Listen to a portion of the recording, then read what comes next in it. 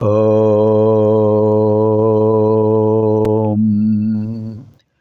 శ్రీ గురుభ్యో నమః. నారాయణం నమస్కృత్య నరం చైవ నరోత్తమం దేవీం సరస్వతీం వ్యాసం తతో జయముదీరయేత్. ఆదౌ దేవకి దేవి గర్భజననం గోపీగృహే వర్ధనం మాయాపూతన జీవితాపహరణం గోవర్ధనోద్ధారణం కంసచ్ఛేదన కౌరవాదిహననం కుంతీసుతాన్ పాలనం ఏతద్భాగవతం పురాణకథితం శ్రీకృష్ణలీలామృతం. ఓం క్లీం శ్రీకృష్ణాయ గోవిందాయ గోపీజనవల్లభాయ నమః. ఓం క్లీం శ్రీకృష్ణాయ గోవిందాయ గోపీజనవల్లభాయ నమః. ఓం క్లీం శ్రీకృష్ణాయ గోవిందాయ గోపీజనవల్లభాయ నమః. ఓం క్లీం శ్రీకృష్ణాయ గోవిందాయ గోపీజనవల్లభాయ నమః. ఓం క్లీం శ్రీకృష్ణాయ గోవిందాయ గోపీజనవల్లభాయ నమః. ఓం క్లీం శ్రీకృష్ణాయ గోవిందాయ గోపీజనవల్లభాయ నమః. ఓం క్లీం శ్రీకృష్ణాయ గోవిందాయ గోపీజనవల్లభాయ నమః. ఓం క్లీం శ్రీకృష్ణాయ గోవిందాయ గోపీజనవల్లభాయ నమః. ఓం క్లీం శ్రీకృష్ణాయ గోవిందాయ గోపీజనవల్లభాయ నమః. ఓం క్లీం శ్రీకృష్ణాయ గోవిందాయ గోపీజనవల్లభాయ నమః. ఓం క్లీం శ్రీకృష్ణాయ గోవిందాయ గోపీజనవల్లభాయ నమః. శ్రీమద్భాగవత మహాపురాణే మోక్షపురాణే తృతీయస్కంధే ఇదానీం 31తమ అధ్యాయే ప్రవిశామः. కపిల మహర్షి తన తల్లి దేవహూతికి ఉపదేశిస్తున్నారు. తప్పకుండా మనం శ్రద్ధగా వినాలి. మన కోసం చేస్తున్నారు ఆయన ఉపదేశం. శ్రీ భగవాన్ వాచ కహ అత్ర శ్రీ భగవాన్ కపిల మహర్షి ఏవ భగవాన్. అమ్మ, జన్మ ఎలా కలుగుతుంది? ఉన్న స్థితి నుంచి ఉన్నత స్థితికి చేర్చేటటువంటి విశేషమైన జన్మ మానవ జన్మ. 84,00,000 జీవరాశీనాం ఉత్తమోత్తమం ఉన్నతోత్తమం మానవ జన్మ భవతి. 84 లక్షల జీవరాశులలో ఉత్తమోత్తమము ఉన్నతోన్నతమైనది మానవ జన్మ. స్వయంభూమను యొక్క అనుగ్రహంతో ఆవిర్భవించాం. మన వంశంలో ఆవిర్భవించాం, మానవులయ్యాం. ఈ మానవ జన్మను చరితార్థం చేసుకోవాలి, ధన్యం చేసుకోవాలి. నిరంతర భగవన్నామతో మనోవాక్కాయములను త్రికరణములను పవిత్రం చేసుకోవాలి. లేకపోతే జీవితం వ్యర్థం అంటూ చెప్తున్నారు ఆయన. అమ్మా, జన్మ ఎలా కలుగుతుంది? మాతృ గర్భంలో ఎలా ప్రవేశిస్తున్నాడు? అదే చెప్తున్నారు.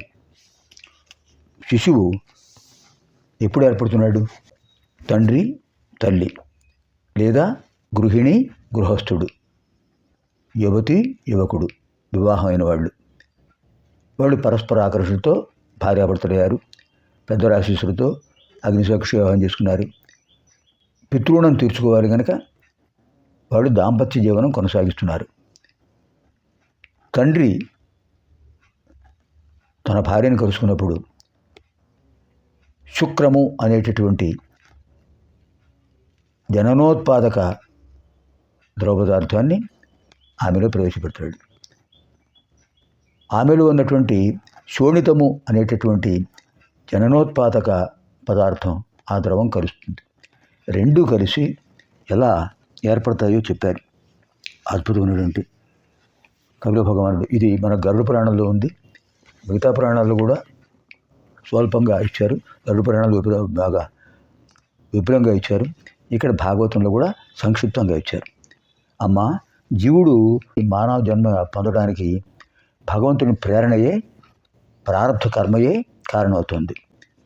దేహప్రాప్తి కోసం పురుషుని యొక్క వీర్యకిరణం ద్వారా స్త్రీ గర్భంలో ప్రవేశిస్తాడు.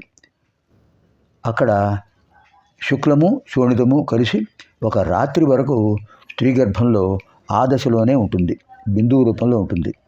5 రోజుల తర్వాత ఒక నీటి బుడగ బుద్భుత ప్రాయం, బుద్భుత రూపంలో ఉంటుంది. సంస్కృతంలో బుద్భుతం అంటారు, తెలుగులో బుడగ అంటారు.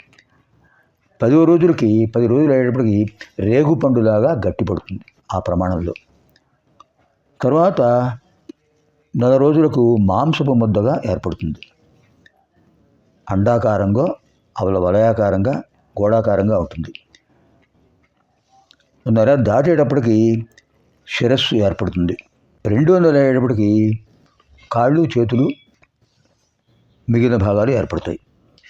3వ నెలలో గోళ్ళు, వెంట్రుకలు, ఎముకలు, చర్మము, స్త్రీ పురుష చిహ్నములు 3వ నెలకే వచ్చేస్తాయి. తర్వాత నవరంధ్రాలు ఏర్పడతాయి. 4వ నెల పూర్తి అయ్యేటప్పటికి రక్త, మాంస, మేధో, అస్థి, మధ్య, శుక్ర, శోణితములు సప్తధాతువులు వస్తాయి. రక్తము, మాంసము, మేధ, మేధస్సు వేరు, మేధ వేరు. మేధస్సు అంటే మెదడు. మేధ అంటే జీర్ణాశయానికి, మూత్రపిండాలకు మధ్య నుండి పల్చటి కండరపు పొర దాన్ని మేధ అంటారు. అది శక్తివంతంగా ఉంటే జీర్ణాశయం బాగుంటుంది, మూత్రపిండాలు బాగుంటాయి. తీసుకునే ఆహార పదార్థాల వల్ల కానీ ఆహార వ్యవహారాల్లో కలుషితమైన ఏదైనా లోపం వచ్చినా, కలుషితమైన పదార్థాలు తిన్నా, తామసిక ఆహారం తీసుకున్నా కూడా అవి చిన్న చిన్న రంధ్రాలు పడతాయి మేధ అనే ఆ పొరకు, కండరపు పొరకు. అప్పుడు దాని శక్తి తగ్గుతుంది, క్షీణిస్తుంది, తిన్నది అరగదు, మలమూత్ర వ్యవస్థ సరిగ్గా ఉండదు. వైద్యుడిని ఆశ్రయించాలి. రక్త, మాంస, మేధ. మాంసం అంటే కండరం, అస్థి ఎముకలు, మధ్య ఎముకల మధ్య ఉండేటువంటి ద్రవ పదార్థం, శుక్ర పురుషులలో ఉన్న జననేంద్రియ ద్రవ పదార్థం, శోణిత స్త్రీలలో ఉన్నటువంటి జననేంద్రియ పదార్థం. వీటిని సప్తధాతువులు అంటారు. ఇవి ఏర్పడతాయిట.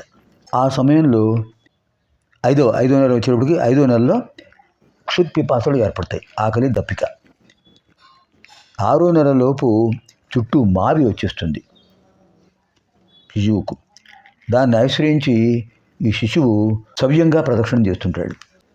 ఇక్కడ మనం అర్థం చేసుకోవాలి, అంతరిక్షంలో భూమాత, భూమండలం సూర్యుడి చుట్టూ తిరుగుతూ, అన్ని గ్రహాలు కూడా సూర్యుడి చుట్టూ సవ్యంగా ప్రదక్షిణ, అంటే ఎడమ నుంచి కుడికి ప్రదక్షిణ చేస్తుంటాయి. మనం ప్రదక్షిణ చేసినప్పుడు అదే సూత్రాన్ని వర్తిస్తాం. ఎడమ నుంచి కుడికి ప్రదక్షిణ చేస్తాం. దేవాలయంలో ప్రదక్షిణ చేసినప్పుడు కూడా దేవాలయం చుట్టూ ఎడమ నుంచి కుడికి ఎడమ నుంచి ఇలా ప్రదక్షిణ చేస్తుంటాం. అలా చేస్తే శక్తిమంతం అవుతాం. కారణం, భూమి సవ్యంగా ప్రదక్షిణ చేస్తుంది, మిగతా గోళాలు సవ్యంగా ప్రదక్షిణ చేస్తాయి, భూమి చుట్టూ చంద్రుడు సవ్యంగా ప్రదక్షిణ చేస్తున్నాడు. మనం కూడా సవ్యంగా ప్రదక్షిణ చేస్తే శక్తిమంతం అవుతాం. ఇక్కడ శిశువు అప్పటి నుంచే మాతృగర్భంలోనే అది నేర్చుకున్నాడు. వాడు భగవంతుడు ఇచ్చేశాడు. మాతృగర్భంలో సవ్యంగా తిరుగుతూ ఉంటాడు. అది బాధలు పడుతుంటాడు. గర్భనరకం అంటారు అదే. తల్లి ఒక్కోసారి ఘాటు పదార్థాలు తింటుంటుంది.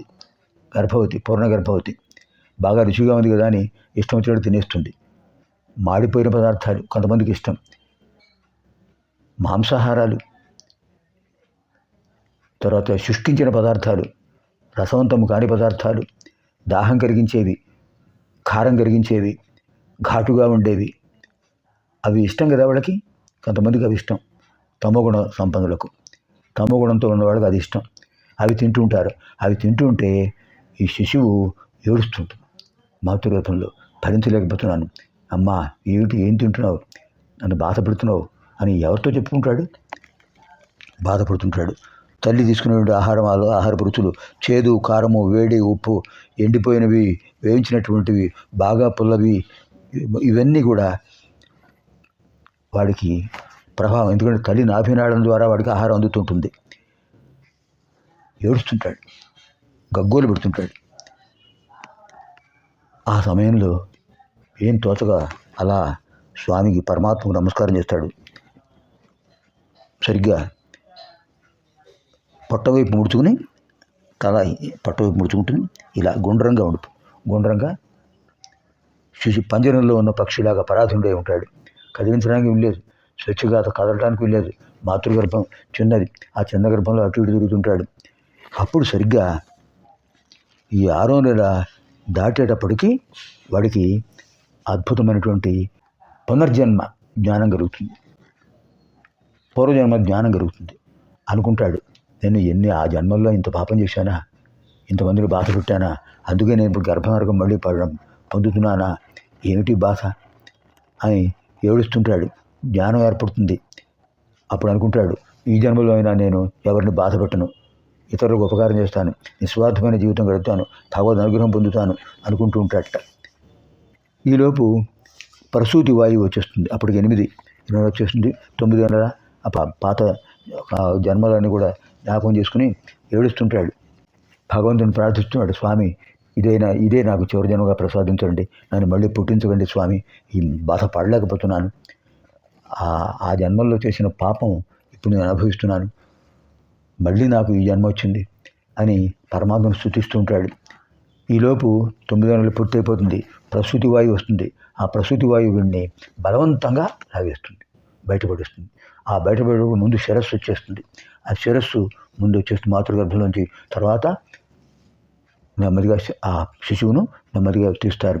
ఎప్పుడైతే మాతృగర్భం నుంచి బయటకు వచ్చాడో పూర్వస్మృతి పూర్తిగా పోగొట్టుంటాడు. ఈ విధంగా మానవ జన్మ అనేక బాధలతో కూడి అటు శిశువుకి ఇటు శిశువు తండ్రికి తల్లికి కూడా ఒక రకమైన అయ్యో వీడు బాధపడుతున్నాడు, రాలేకపోతుంది శిశువు అని అప్పుడు బాధపడుతూ చెప్తుంటారట. వైద్యులు చెప్తారు, అమ్మా శిశువు రావట్లేదు, మేము ప్రయత్నం చేస్తున్నాం, తర్వాత మీ అదృష్టం అంటుంటారు. తల్లి బాధపడుతుంది, ఏమవుతాడు శిశువు జన్మిస్తాడు, మాతృగర్భంలో ఏమవుతుందో, తండ్రి బాధపడుతున్నాడు, బంధువులు బాధపడుతుంటారు. ఇది జరుగుతుంది. అలాగే స్థూలదేహం, పాంచభౌతిక దేహం, సూక్ష్మదేహం అంటే మనస్సు. ఈ సూక్ష్మదేహం స్థూలదేహం కలిస్తే జన్మ ఏర్పడుతుంది, విడిపోతే మరణం ఏర్పడుతుంది. ఇది శ్రీమద్భాగవతే మహాపురాణే పారమహంస్యాం సంహితాయాం 3వ స్కంధే 31వ అధ్యాయः. స్వస్తి.